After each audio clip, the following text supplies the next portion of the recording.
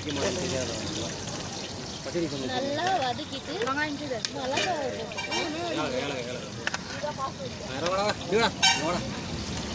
நல்லா வதக்கிட்டு வெங்காயம் போட்டாச்சு. வெங்காயம் போட்டுக்கலாம். நல்லா வதக்கிங்க. துணியை போட்டு மென்னு ஃப்ரெண்ட்ஸ் பச்சை மிளகா போட்டுக்கலாம். இப்போ சில்லி பவுடர் போட்டுக்கலாம். நல்லா கலரி விட்டுக்குங்க. இப்போ புதினா போட்டுக்கலாம். நல்லா கலரி விட்டுக்கணும்.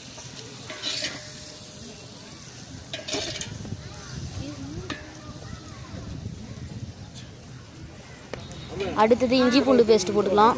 பாருங்க எண்ணெய் பிரிஞ்சு வர நேரத்துக்கு தக்காளி போட்டு நல்லா வதக்கிக்கலாம். தக்காளி நல்லா வதங்கட்டும்.